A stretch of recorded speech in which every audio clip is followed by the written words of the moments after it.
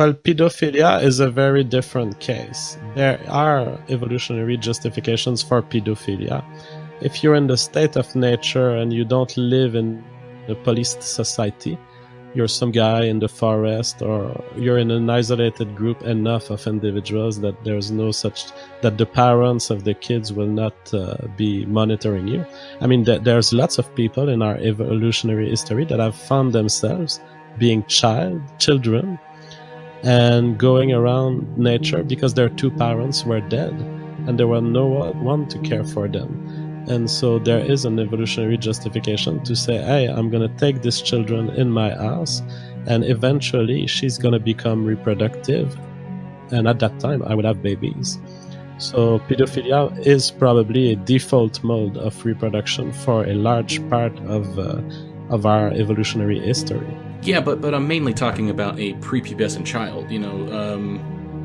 Somebody who is they haven't reached puberty yet. You can't mate with them.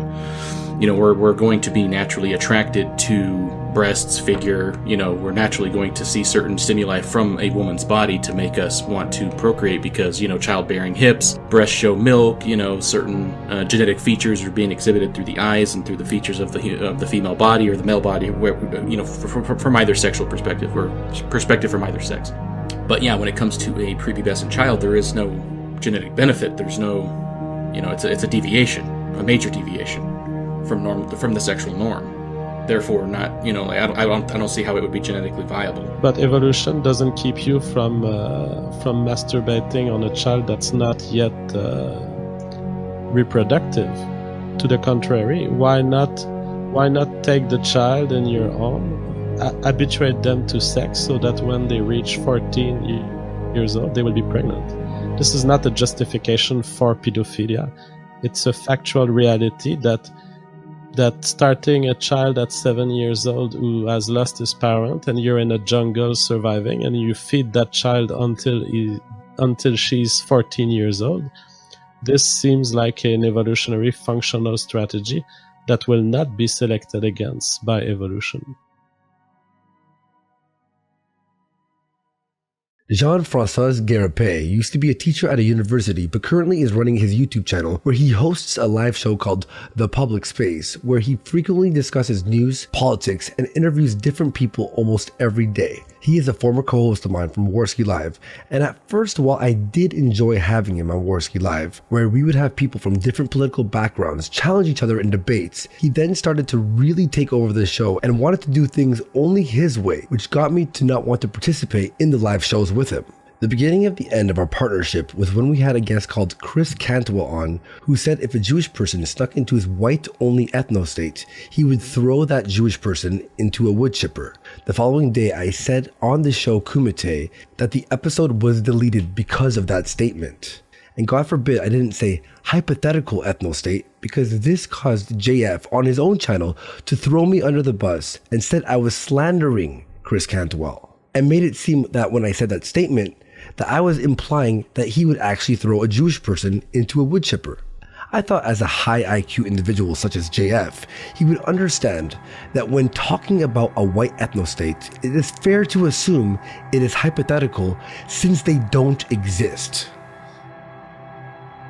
I did clarify after the statement that he made about killing Halsey. It was in the hypothetical situation if there was an ethno-state and Halsey did sneak in, that he would throw him in a wood chipper. I did clarify that on our show as well as the Kumite after the one that you're watching right now.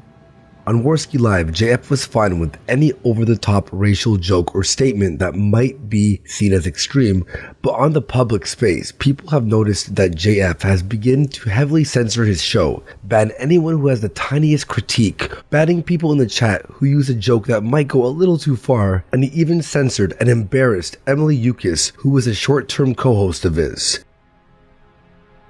An idea of the kind of boats that people use to get into various countries. In this case, they shored off the coast of Libya, but who knows where they were headed. That is a very high... You know, if they keep doing this, we're not even going to have to nuke Africa. they keep doing all these boats going into the ocean. Emily? Emily, you are muted. Emily, you are muted. What the fuck is happening with you, Emily? It's like you have the memory of a fucking fish. No, I said that it was not the thing that led to a hate speech strike, but I do tell you now, you cannot talk about nuking various countries for fun. It's not anybody's fault, but if you get in a boat with, like, 100 people on this like tiny floating object and you put some kids in there, if they drown, that's on you. That's your fault. All right. So, Emily, I will be stopping the show. I'm taking 3 days of break. I'm deleting this episode. And if you want to come back, please think a little bit about the rules that we've talked about. I won't spend every night I interact with you, spending 5 hours just regenerating the video, beeping all of you, re-listening to all of your words. It sucks. I cannot do that. Do you understand? All right, JF, well, I think it sucks too. All right, let's read the super chats before we leave. Okay, good. Did you have something to say? I said I really tried. I really did. But I guess I was on my best behavior. I guess it wasn't good enough. Absolutely. Todd Vine Fresh, $25 says, thank you both for joining us. Is Jim Goad. Jim, it's a pleasure to have you on. And Can you hear me? Because I can't hear myself. Okay. I was told to watch my language because last time I was on here, I said some bad words. Can I do racist sign language? How does that work? Racist sign language, no reference to any sort of thing that could be associated with racism. I'm here in Georgia. Was this woman? Can you do imitations? Can I do an imitation? You cannot do, Jim. You cannot do any comment on race. Jesus Christ, Jim.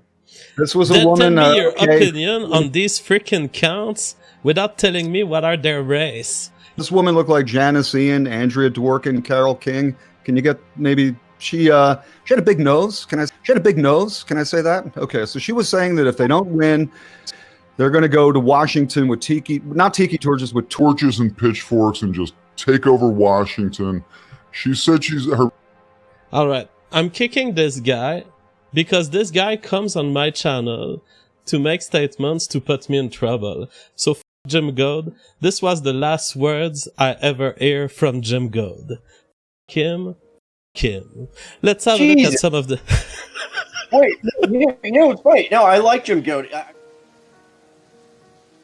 Not only has JF become a censor cuck when it comes to certain jokes, his viewpoints are also changing drastically, which gives me the impression that JF pandered to the alt-right to gather them as subscribers and get those shekels, and ever since he started the public space, he has slowly been tiptoeing towards the left and even going as far as to change his viewpoints on the thing that actually gave him attention in the first place, race realism and IQ. When he became a co-host on Warski Live, one topic that used to be frowned upon started to gain traction when we began to bring it up. If you believe in race realism, this is defined as one who believes that the human species is divided into observable races. What makes this subject taboo is that people like JF, or in JF's case, said that scientifically, we are able to see differences in IQ when it comes to different races. What this suggests is that when we look at nature versus nurture, that nature and IQ have a significant effect on humans.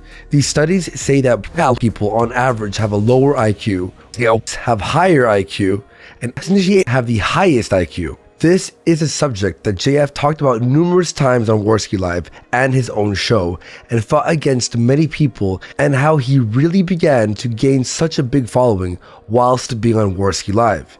He even made a video with Mouthy Buddha that was done very professionally about race realism. Recently, out of nowhere, JF has done a 180 on race and IQ being linked scientifically. Everything he taught people, everything he believed in, everything that grew his channel, it seems like he was just pandering to a certain group, and once he got what he wanted out of them, he just changed his entire mind to what seems to become more mainstream. I know people change their ideas or beliefs, or do more research into something and it might change what they believe. But this came out of nowhere. There was no gradual change. Hey, remember the crowd video about me? Oh, you don't remember? No, it's because it's never been made. When you're down to threatening, it's because you don't have the goods. So, a few weeks ago, JF made a video attacking IQ, and now I'm finally getting around to respond. It was a real expectations violation to see him make the arguments that he made, and it kind of shocked me to see those words coming out of his mouth. I had thought a lot differently of him. I thought he understood basic statistical concepts. I thought he understood not just IQ, but what a predictor is in general. I thought he had a level of general intelligence at least to see that what he's making, that this, for example, is not an argument against anything. There's also the possibility that JF is literally just lying because he has other reasons to oppose IQ and the G factor and has some reason to lead his audience to oppose IQ and the G factor. But you'll see these are really unbelievable errors that JF is making. And I'm still half suspecting that someone's going to tell me that this is all a prank. But assuming it's not, let's dive in here.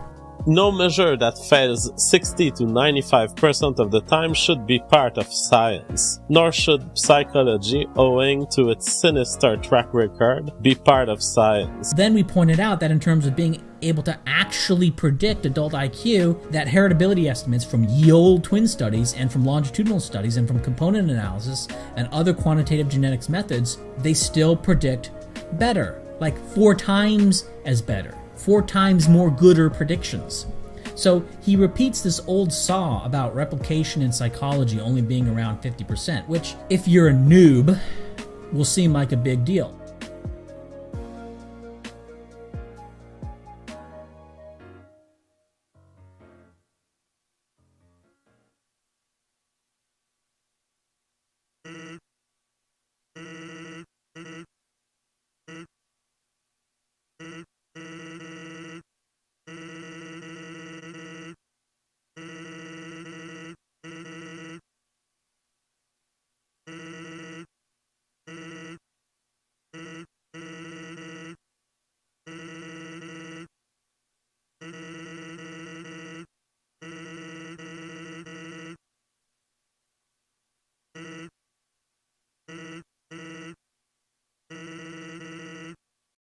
So slowly, JF begins to change his mind on jokes and words that you could use, changing his scientific beliefs into something more digestible for a mainstream audience, and of course, him banning anyone who criticized or said anything slightly offensive or far right would be banned as well.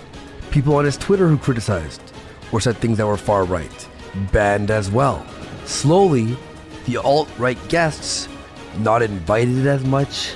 It begins to look like JF grew his alt-right audience and slowly manipulated people into believing he was Papa JF, the high IQ scientist. So when he changed his beliefs or things he would allow on the show, the diehards who have already been manipulated won't leave. It's JF, he must be right. Slowly, people who were alt-right, who are manipulated, forget the identity and the things that they believe. And without knowing, they become like JF, which is going left and left and left. And this is not an insult. This is a warning. This is for you to open your eyes. I was manipulated. The girls he was dating, according to the courts, were manipulated. And we'll be looking at those documents later. And he lied about those court documents time and time again. And everything begins to tie in into something really, really weird. It's all in the court docs! The answer to destiny is, yeah, you can dig in my past. You know what you will find? I'm not you will digging. Find that there's it's all 7 listed women in the total court in docs. my life that have accused me of crimes that I've not committed. And that I was found non-guilty in every single fucking case. May I ask you then? isolated set of people. When he says found not guilty, did the state of Texas even pursue charges against him that he had molested the girl, or that he'd taken advantage of her, or that it was statutory rape? That's not being found not guilty. That means they didn't go after charges. Link me the last page. Link me the last page in the document. Does anybody have these? Question here? Oh, yes. Would you want to talk to them about this shit, or you just want to? Yeah, bring me on. Bring me on. I mean, oh yeah, it's not gonna be a very pleasant show because he's gonna come and he's gonna drop all sorts of falsity, and I'm gonna be responding the same thing all over again, which is, yeah, those were allegations. Bring him in. They were not found to be proved by a court. Bring him in. If you think there is an entertainment value to this, bring him on. I don't mind, but I'm telling you, it's gonna be a very sad discussion. I hope you enjoy when I push along the show, and I'm sorry if I move along too fast, but I'm just making sure that everything's fair in this, and this is a serious allegation against my friend JF here, and I want to give him a chance to respond. I'm gonna say it right here. Sounds like rape to me.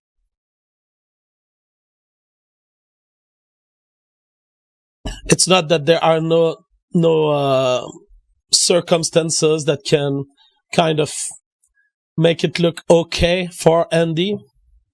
You could say, well, his girlfriend stayed with him after, therefore she ended up consenting after the fact. Absolutely. But you can have women who stay with people who have raped them at some point, and then they are emotionally attached enough that they decide to stay with their aggressor. God damn. A 32-year-old guy tells me that he's in love with a 19-year-old girl that's never been in a relationship before? F that shit, dude. You gotta grow the fuck up. I tell this story all the time. I used to be, you know what I used to be worried growing up? I used to be worried thinking like, dude, what am I gonna do? I'm horny as fuck all the time. I'm gonna wanna fuck 16-year-olds forever. What am I gonna do when I'm like 30 years old and I wanna fuck 16-year-olds? I thought this when I was in high school, because I was like, dude, high school girls, they're fucking hot as shit. Look.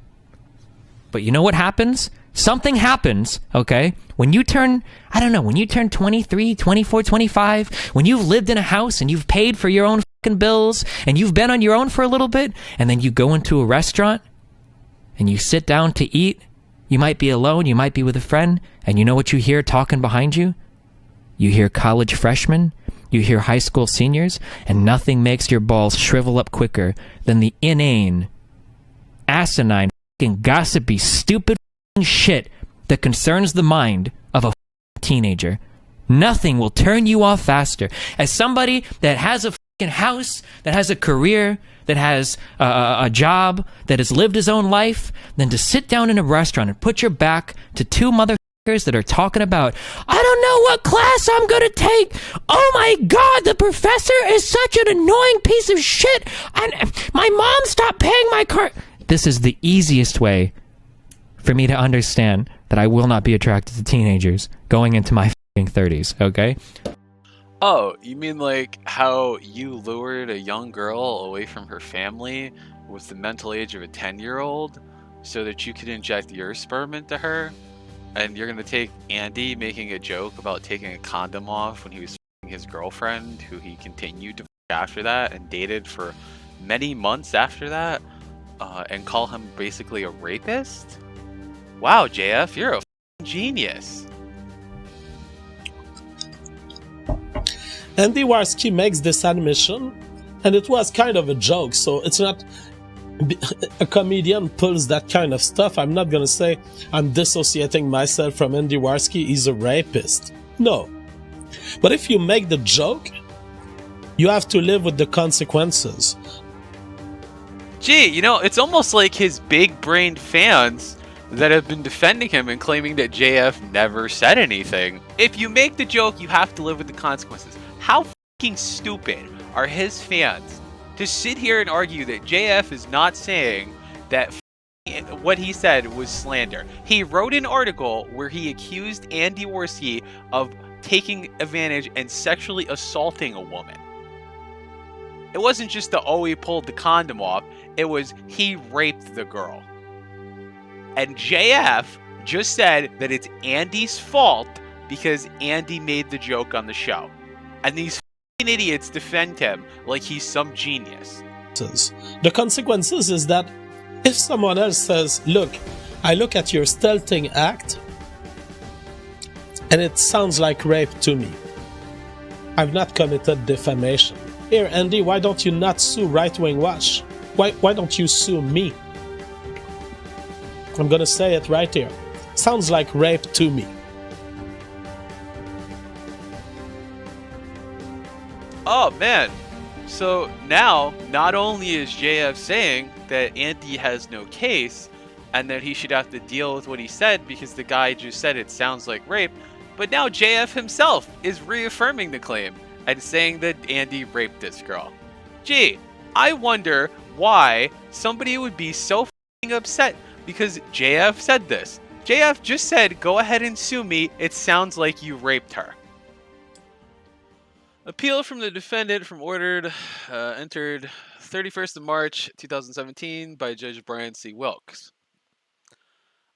John Francois Gariepy, father, appeals from a permanent custody order in which the trial court awarded sole physical and legal custody to his child, to his ex-wife, Jacqueline Newton. Hey, JF, for the record, the girl that had the low IQ that you banged and fell in love with and everything, how low was it? I mean, she was brilliant in certain ways. I think I may be one of the only persons who accessed her mind, and there was something really brilliant inside of her, but she was very closed and she was very delayed in her answers. And for most people in our society, they kind of push you for the answer, and she was always pushed by people around her. So she was considered by her family. Sounds, dude. Worse and worse. Over here. She was very closed at first, but then I pried her mouth open and got answers out of her. I went down on her like the syndrome. She was tight, but she was retarded. And denied father visitation. Father also appeals from a previous temporary custody order, which ordered the father to undergo a full psychological evaluation. For the following reasons, we reaffirm. In 2015, the mother and father were married. The couple separated approximately 6 months later. 6 months later. He couldn't make a marriage last more than 6 months.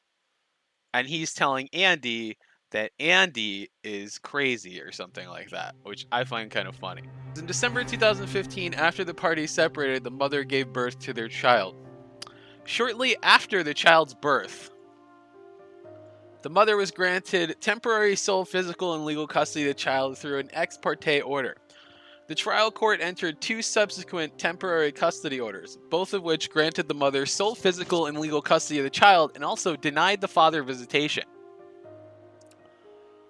So he was denied visitation by the state. Also, the father was ordered to engage in a full-scale evaluation with a court-designated psychologist. Just listen to this. Here we go. Serious mental health issues, emotional and interpersonal relationship skills, and a lack of self-control. So not only did the court-approved psychologist say that JF was mentally incapable of handling himself, but that he had severe emotional and interpersonal relationship skill issues, as well as a lack of self-control. Yeah, but it's fine, dude. Many people say she was a... Like, she had the instant answer. If someone asked her a question, she would actually think about it and just take longer. So people are like, oh, she doesn't know how to respond to people. But when you actually got to know her and talk to her, you saw that that wasn't the case. She was just. And by the way, she was a big Drunken Peasants fan. That's how she came to me. She saw me on Drunken Peasants, called me, and we had a relation for a few months. Then her father found her didn't agree that I was with her, so he had her found mentally incapable of making decisions for herself. And unfortunately, the state of Texas has ruled that she could not decide to be with me. Wait. Findings regarding the father's relationship with the child.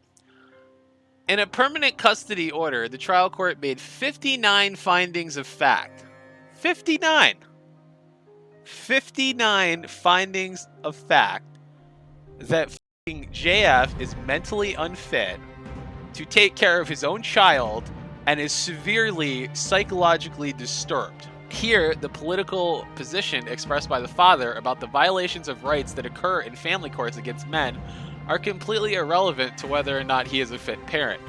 Also, the father challenges the trial court's finding in which he called the mother and her counsel evil bitches. We find there was sufficient evidence on the record from which the trial court can conclude that the defendant made these statements. So not only did they get all of his rants on YouTube and Twitter about his ex-wife, but he also went and he cried about the courts and shit-talked them, but then he went back to them and tried to appeal it. It's quite weird how this guy is saying something as dumb as, I don't know. And now I am suing Right Wing Watch and Jared Holt. What are you gonna sue them for? Do you know what are the conditions for malicious intent in defamation suits in Washington, D.C.? I know, because I know the laws of this country. You know the laws of this country, huh, JF? And of countries around it, and of the U.S., and of the specific states, and I know the legal history, I know the case, I know the laws of this country, and of countries around it, and of the U.S., and of the specific states, and I know the legal history, I know the case, I know the laws of this country, and of countries around it, and of the U.S., and of the specific states, and I know the legal history, I know the case. He knows the case. Now let's go ahead. There's another case that he's having that I have access to. It's a case 09-16-00-23293, and it was just closed out. He's continuing to appeal the sole custody of the child. Actually, this appeal for the case he just lost in court just a few months ago, in August. He was denied access to his child and told to fuck off by the state of North Carolina. So he lost this case, but he knows the law. He's a genius when it comes to law. By the way, he represented himself in this case.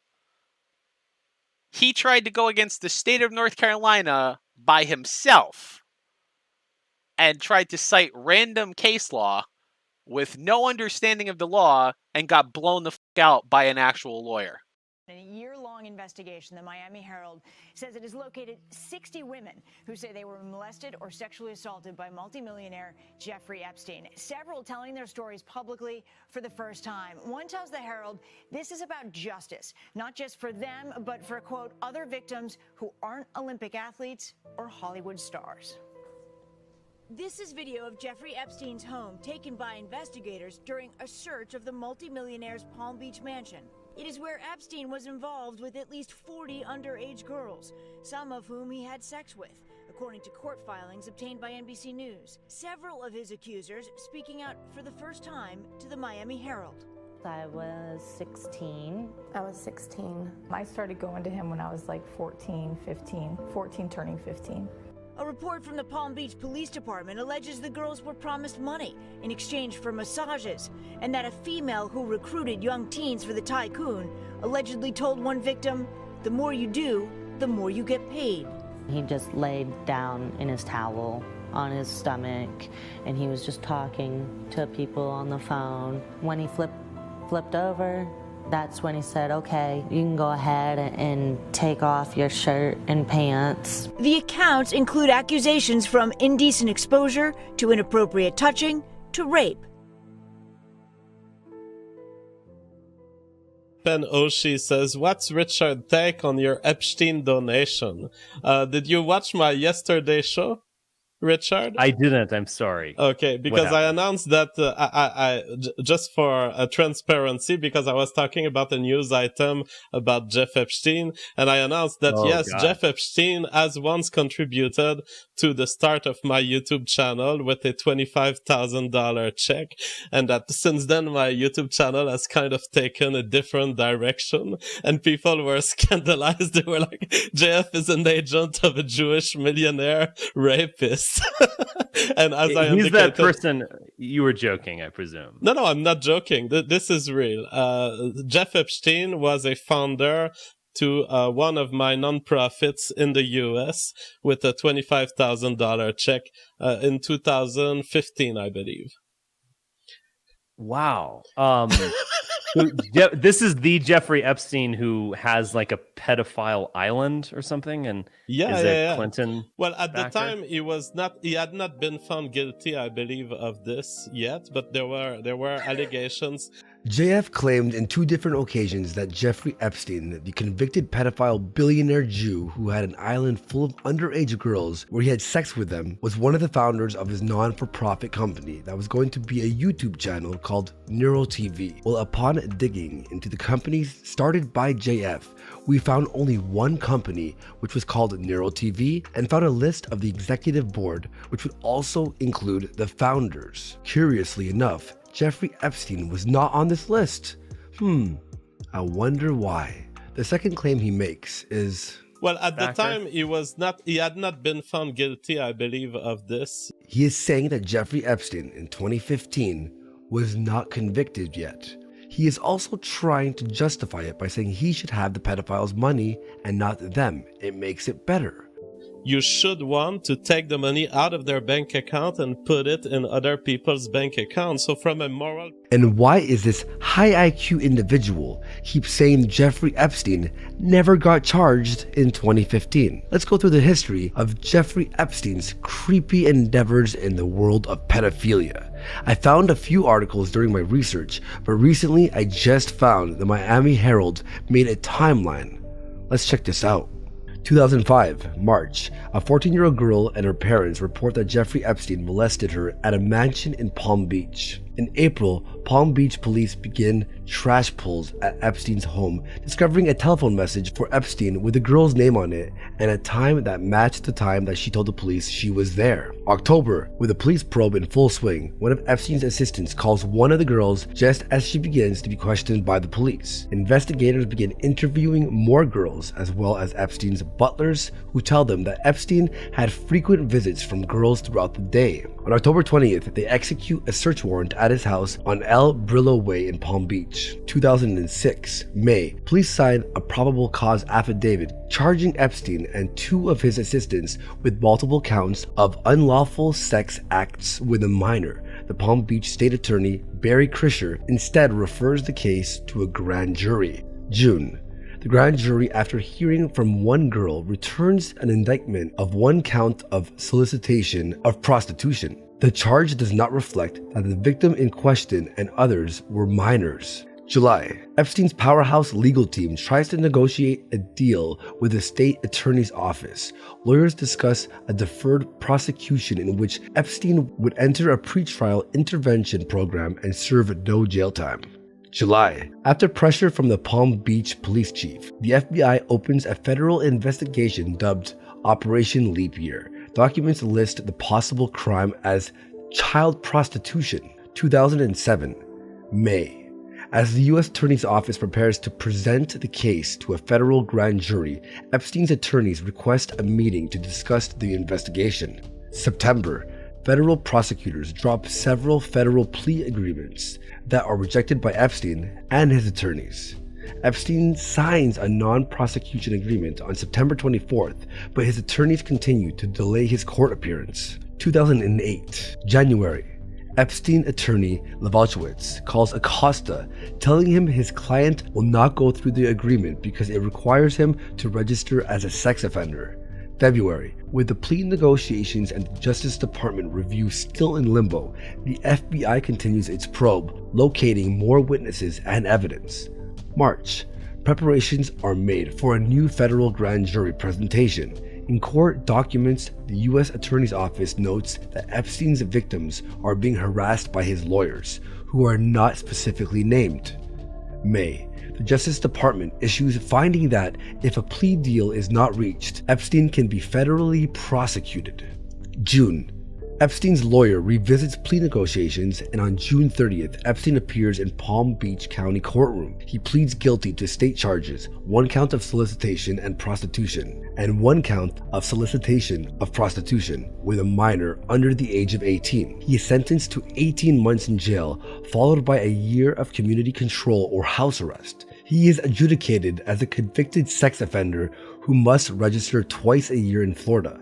July, Epstein's victims learn about his plea in state court after the fact. They file an emergency petition to force federal prosecutors to comply with the Federal Crime Victims' Rights Act, which mandates certain rights for crime victims, including the right to be informed about plea agreements and the right to appear at sentencing.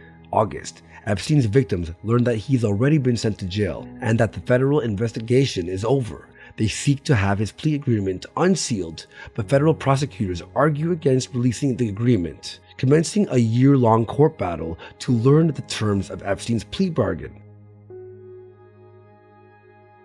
By June 30th, 2008, 36 underage victims have been identified by prosecutors.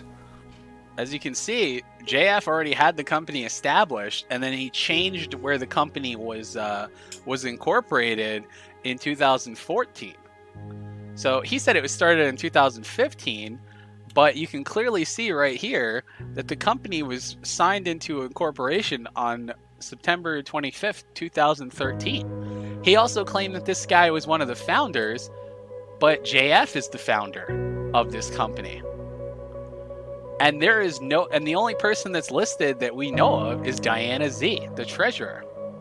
So he took money, $25,000, from a convicted pedophile who owned a pedophile island. To me, if you hate pedophiles, you should want to take the money out of their bank account and put it in other people's bank accounts. So from a moral perspective, I was totally fine with that. Oh, I get that argument, but the implication of someone donating money is that, you know, you pay the piper, you get to call the tune, and so but well, not this always. was a conditionless donation because it was an educational show that I had, Neuro TV, and so to me it was no problem. And I've talked to the media back then. I remember receiving a call from a mainstream media journalist, and he was like, "Do you mind about the fact that he has committed crimes?" But I was like, I do not support crimes, but I will not refuse money for a non-profit in the US that does good work, even if it comes from a bad person. I would take a check directly from the devil. Just jumped in the stream. Are you gonna do a response to Andy's video? I'd love to see one. I love you, but Andy, you're failing as his third wrangler. He needs help.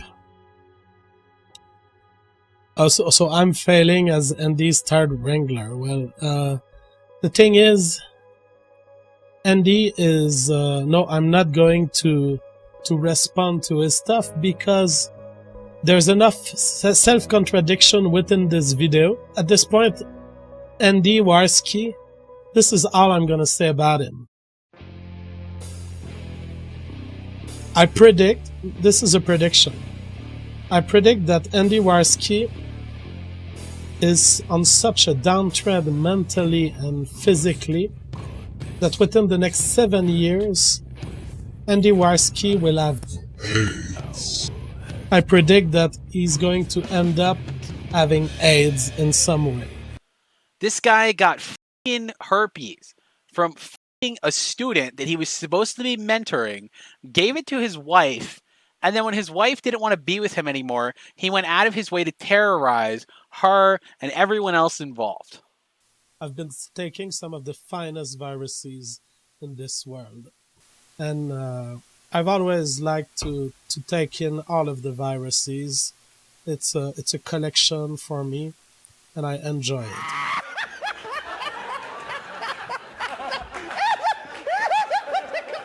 One of the most interesting things about JF, that most of the time, almost 100% of the time, if someone makes a video about him, he will respond in a live stream. So it's funny that he won't respond to the video.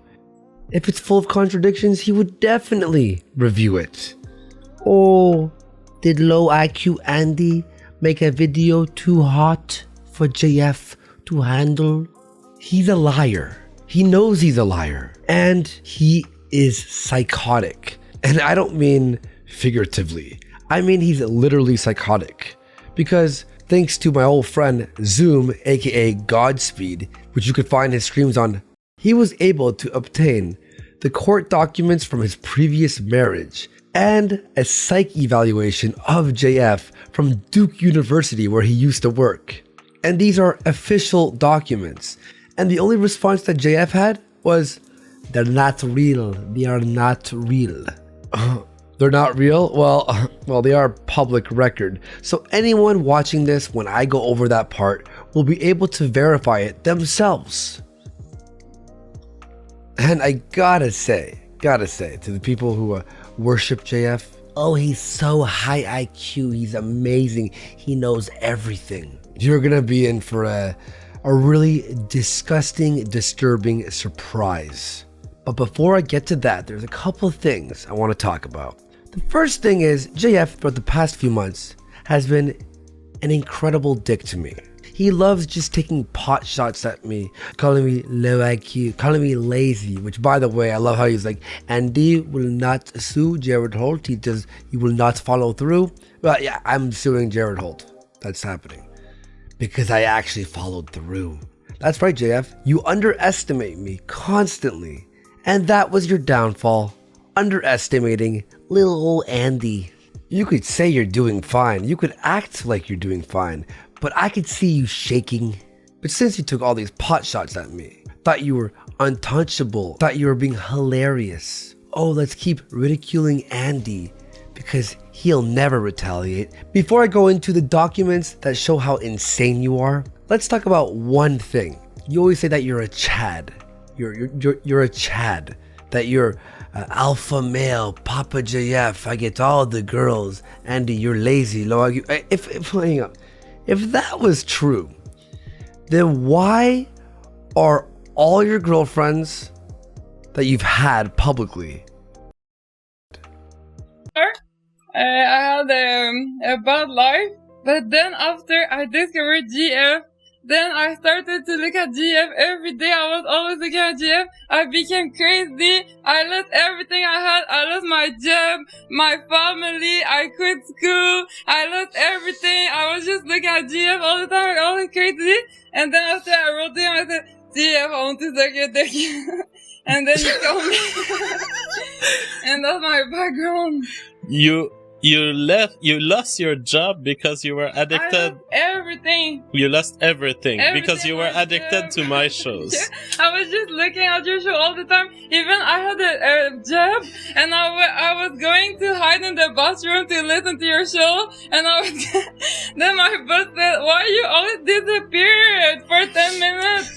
Then you fired me. I lost everything, my family, my friends, everything, because I was just looking at GF show all the time. You've never told me that.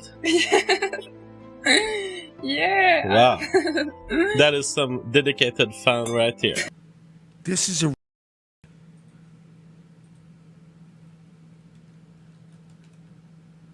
This is disgusting, degenerate, unacceptable. Do we think intolerable? I think she acts. You know what I mean? Like that's not. Right. That's not. Suppose she's somebody's saying maybe she's hard of hearing, but that's not deaf. Look, they're deaf to talk like this, and there's French people are just weird, and that's fine. This isn't that, dude. Okay, a deaf girl doesn't become so obsessed with an e-celeb, as a B-list e-celeb, that she loses her job and can't function and becomes fixated. Graffiti. I said, again, graffitis. Actually, I didn't know what it was about. And it's always frustrating. Got to paint over again. I looked up the name, and I saw that he wants to make ethno-states, G.F. Gariepy, and he's from the province of Quebec, never heard of him. And from what I've read, some of it on Wikipedia, I didn't quite agree with him. Now, this is the surveillance footage. I guess we'll wait till the text disappears. I'll let chat be the judge of who this person. It looks like a male, but I have a. No, let me freeze frame it here at 46. Let's go ahead and play it. Feeling it's a female, especially it's written in pink, and. Oh, okay. So I'll freeze it at 50 seconds. Does this person look familiar to you, Zidane or Gator? Yeah, a little bit actually. Yeah, just a bit. Do you have a better opinion of who this may be? I would like you to take a good look. Why can't? Is it get closer? No. From this angle, it could be anybody.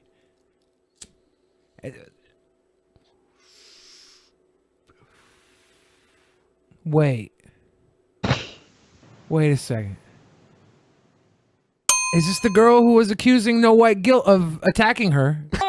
What do you have to say? No, I get seriously. You tried to kill me, okay? Okay. And I'm fucking sick that you're fucking me with me. You always follow me everywhere. Your Honor, we're making the case as to whether or not J.F. Gariepy is a serial. All rise. As we read the docket.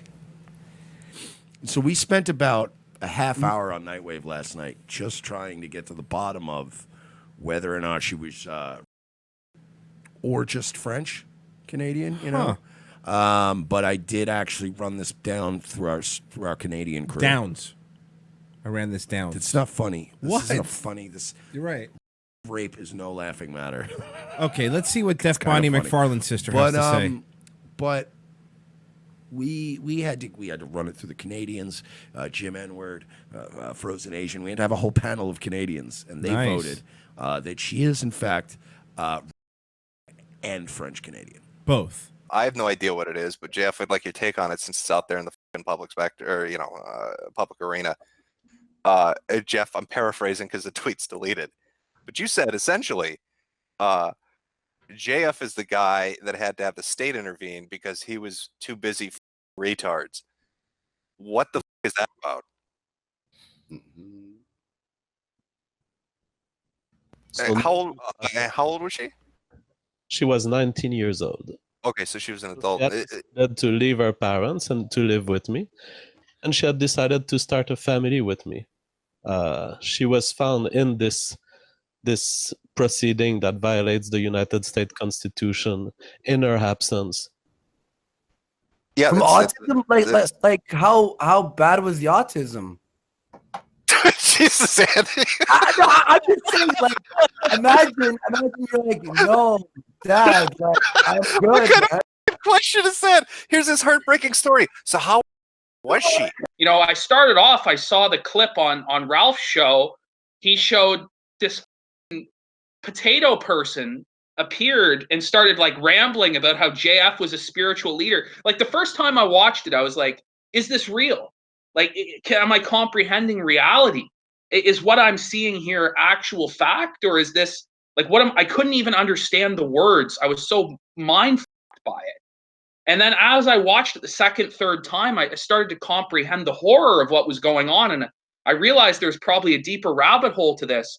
So I was starting to trace it back and create an autistic timeline. It's not super in depth, but you know, the first time I saw this is JF makes confession of this autistic girlfriend to Warski and Medicare on a stream. So like Medicare is almost like taking his side, it seems like, during this. But Warski right away questions like, wait a minute, you had an autistic girlfriend. How old was she?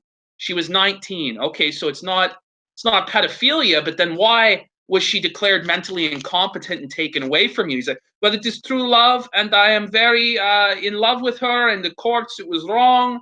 And then the second occurrence of this shit was that I saw was like JF debating Destiny on this.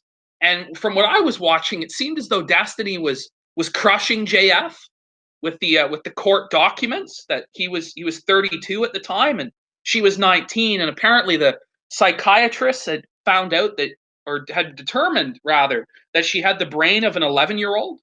So you have JF, who's 32, apparently preying upon someone with the mind of an 11-year-old.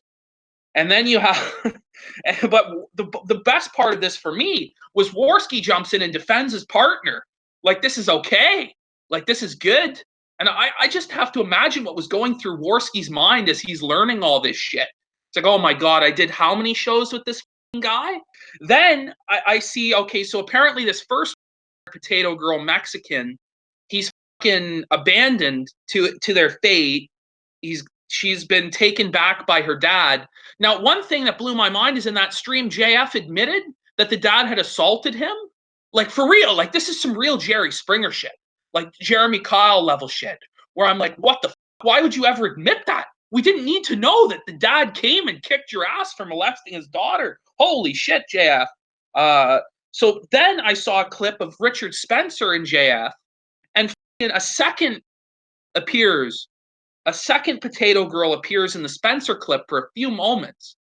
And I just imagine what the crossed Spencer's mind. He's like, I've seen some weird shit in my CIA ops in my time, but what the The political activists must look at people like me as resources. I am a resource that you can come on my show and get all of the exposure that I can possibly provide. And all of the good words. And I'm like, yeah, Jason, great. White civil rights. Wow. Wonderful. Go ahead and defend that stuff. It makes total sense. Go for it. And then I can give you all the coverage that I can possibly generate. Hello, Mama JF. How are you doing? You're a resource. I will exploit you. No, you don't treat me as a resource. I was talking about Jason Kessler. You treat me as your god. So, the problem is, there will be, so I'm going to preface this with a somewhat meaningless preface that I don't like to do digging into like personal attacks. JF has described this as me digging into his history. The only reason I'm kind of interested in this is because JF has brought it up on at least 2 independent occasions across different podcasts, and he seems to have a way of telling this story that makes me a little bit uncomfortable, and the fact that he brings it up publicly and then kind of defends it feels a little bit weird to me. An unrelated third party said that he was somewhat familiar with JF because he's also a PhD neuroscientist, and he posted the court documents that he found. So this is something that kind of bothers me because this is one of those things where, like, even if you remove the mental illness aspect from this girl, I think that what JF has done is incredibly disgusting and insanely irresponsible.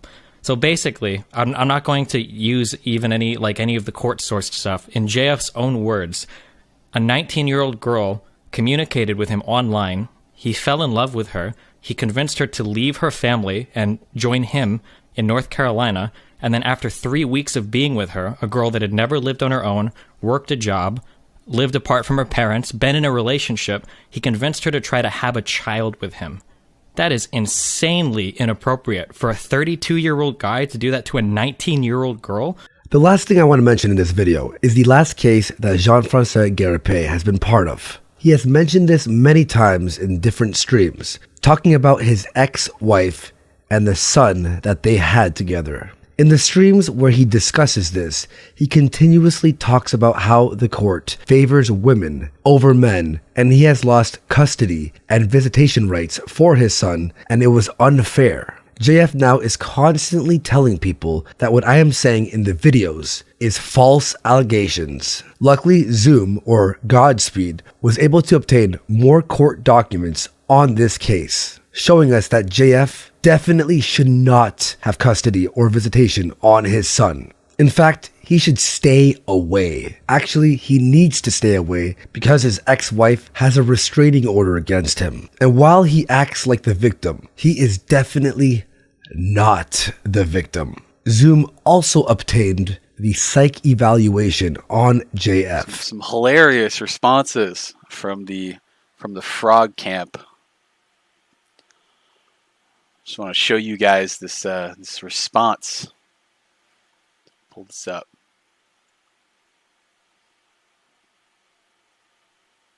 The second thing is, a lot of people are asking me, Jeff, will you answer to Andy Warski's attack on you? I will not. Andy Warski has just collected a list of false allegations against me that were done for many years. I've already denied all of these things, and he has led to misinterpretations. Of course, it's all intentional on the side of Andy. There will be no answers on my part because I have nothing to answer. I have already denied that the things that are in his documents are true. Those are just claims that people are making against me. Those are just claims that people are making against me. Oh, okay. I guess if they're claims, I can take you at your word, JF. Oh, wait. You signed this. Oh, what's this? What's this? Oh, let's zoom in, everybody. Is this Mr. Gariepy's signature? Right here? The certificate of compliance with the state? I don't know. Could be hearsay. What's this? Oh, proof of service? Huh? Oh, is that his signature too? Oh, the custody order is fatally defective? Here's where you claim that they misused your words when you said that you wanted to kill your wife? And you wanted to kill her representatives? Yeah, what was that? Let's zoom in on that. Plaintiff Appealee claims that the mere use of words kill her justifies findings 33, 57, and 58. However, he clearly indicates that he was using those words in the context on a podcast that was not sent to her. A podcast in which he was asked to explain the mentality of a serial killer as a cognitive psychologist. Plaintiff Appealee makes a case that the first part of finding 32 is valid, which is correct. The defendant is not taking any psychotropic medication or receiving ongoing supervision. You see this document right here? You're confirming in your argument that the psych eval is real. And these are more documents that people haven't seen. You signed both of these. You just signed this on the 4th day of January 2018. Is that your signature in what was that, 2017 in November? Oh, seems like you comply to the word count of the appellate brief and you're complying with the rules. Oh, here's another brief. Oh, JF, it's weird how all these documents that I have that you claim don't exist, I somehow have them and got them from the courts. Let's see what this one is. DS-17. Oh. It's almost like I have all of the docket information for every appellate brief, the information, and he got all of these. And it's got all of his information right here. Here's the slip opinion for the court. It was affirmed by the judge that you did not win this case and that you're nuts. But, it's all in our heads, guys. We're all crazy. JF, he did nothing wrong. Oh, what's this? Oh, is this JF signing the actual psychiatric evaluation? Huh. Let's see. We had Dr. Calloway's report, which she complies with. And then all the way at the bottom, JF signs the f***ing form. Oh, here's your complaint. Here's where they talked about how you're f***ed in the head. Here's the verification, and here's the statements that the nurses made against you, claiming that you were planning to kidnap your child. And this has multiple people confirming that you plan to do this. Here's the affidavit from the private eye that said that you got herpes from your lab assistant, and that's why you got fired from Duke. And that you had an intersection of mental health disorders. You get down to part 9, you argue that you did cheat on your wife, but that you weren't looking at her emails. And my favorite part is that you never argue about trying to get a Canadian passport so you can kidnap your child. You never once make a counterclaim against that. That you spent months preparing your house so that you could take care of your child. And you claim that your ex-wife was going to let you be a stay-at-home dad so she could become a therapist. And that she didn't appreciate it, but she'd already separated from you and moved out at this time. So like the psychological report says, you have your own world in your brain that you believe is real. This woman has moved out of your house and has a restraining order against you. That's very strange, JF, because you told people publicly that you left your job because you were tired of academia. Yet in court, you're claiming that you left because you were going to be a stay-at-home father. This is your fucking document. During infancy, the defendant would put great care on basic motor and emotional development of the child. How are you going to help a child develop emotionally when your psychiatric evaluation says that you're detached from emotion and lack the ability to experience empathy, and are almost sociopathic at times. That's just weird. Well, then he starts talking about the psychologist report, which he confirms. And he confirms that the psychologist report is real. And then he signs his name again. So here he is on the 22nd of January 2016 signing his name that the psychological report that was submitted by Dr. Calloway was real. There will be no answers on my part because I have nothing to answer. I have already denied that the things that are in his documents are true. Those are just claims that people are making against me. Just claims. Okay, JF. If they're just claims, why did you sign this? Why did you not only sign this, but get it notarized by a notary, Sam Sawaya, on July 29th, 2019, or 2000 and... Oh, wait, this person's, their shit expires in 2019. You got this signed on the 22nd of January, 2016. You signed this in front of a notary, and you confirmed that you signed it, and you showed your ID, and you proved that you signed this. Motion for change of psychological evaluation. He picked the doctor. Dr. Ginger Calloway. He admits that he left a message on Dr. Calloway's machine. He admits that he met her at her office and talked about the order on February 12th. He wrote an affidavit documenting the conversation, which is joined in the motion. The final thing I'll be looking at when talking about JF will be his psych evaluation. He did this evaluation on March 13th, 2016 with Dr. Ginger Calloway.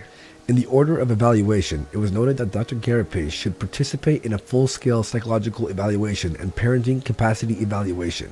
A comprehensive psychological evaluation was conducted. Due to his comments on the intake form for the ABH Center that included notes about taking his child home from supervised visitation there and being in agreement with being filmed at the center if law enforcement was contacted.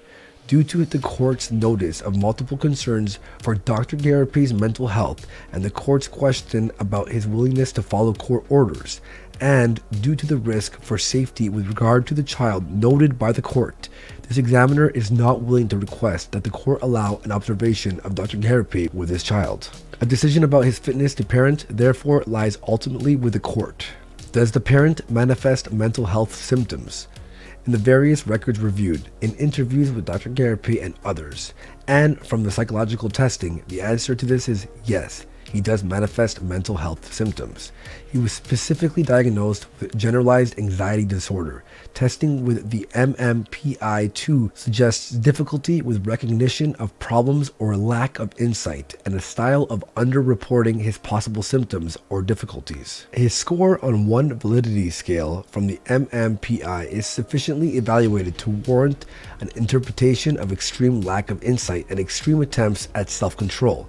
This evaluation is seen in protocols suggestive of overt psychosis. This finding from the MMPI-2 regarding psychosis is consistent with findings from the Rorschach ink blot measure that indicate noteworthy substantial difficulties with reality testing, perception, and thinking that exceeds normative guides. His thinking is distorted with regard on how he perceives others and the external world.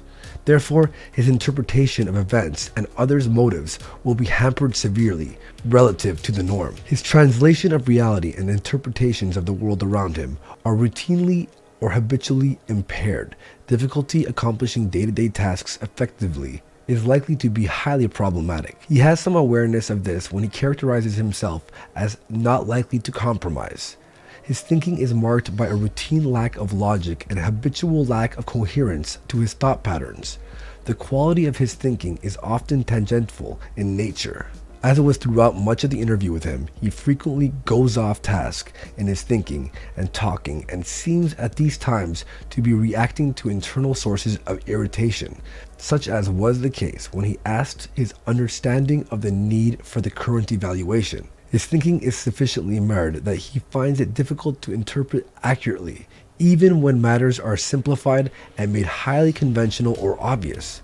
The combination of marked disturbances in his thinking and limited understanding of others makes for noteworthy difficulties in social and interpersonal relations, especially with regard to communication.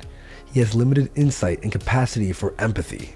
Despite the underreporting or overly positive response style exhibited with the MMPI-2 that suggests considerable emotional distress that is not being reported.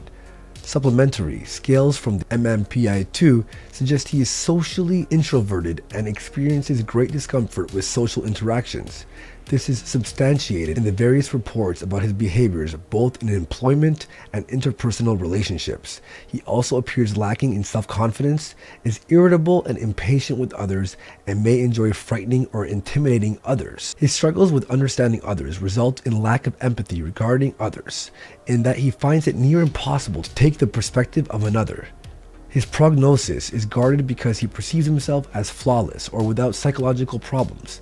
He describes himself as not much on compromise, a finding consistent with findings from the Rorschach, wherein he can be described as inflexible and unyielding. This aspect of his functioning is likely what causes difficulties for him relating with others in a variety of situations. This inflexibility, his lack of insight, and the level of his thought disturbance do not bode well for behavioral change. Does the parent experience problems in social relationships? The psychological test results, the interview and complaint reports of Miss Newton and the interview of Miss Z suggest that he experiences problems in social relationships that are deeply concerning for lack of empathy, need to control the other person's behaviors, emotions and thinking, and emotional reactivity. Of further concern during this evaluation is that Dr. Gariepy seldom talked about his child, offered no specific detail about his child, and seemed lacking in any knowledge about his son. Does the parent experience an unusual degree of anger, hostility, and temper control problems? Some tests' findings suggest lack of temper control that are consistent with the reports of Miss Newton and Miss Z, specifically that at times he grew volatile and intent on his interpretations of matters. His various behaviors suggest, as several individuals have recommended to Miss Newton, that a domestic violence protective order, DVPO, should be in place to protect Miss Newton and the infant child. Are mental health problems treatable or amendable to rehabilitation? Dr. Gariepy lacks an insight regarding his difficulties with thinking and his interactions with others in employment and personal relations, and well as a lack of empathy do not bode well for successful treatment of his mental health problems. Determine if defendant is fit and proper person to exercise supervised custodial time with a minor child. It was not possible to evaluate this because Dr. Gariepy could not be observed with the child. This examiner was not willing to accept the risks involved in requesting that the court allow a visitation for observation. Determination of this ultimate question lies with the court.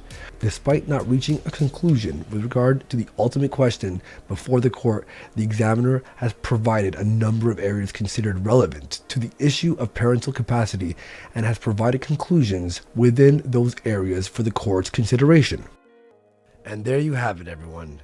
The twisted mind of Jean-Francois Gariepy.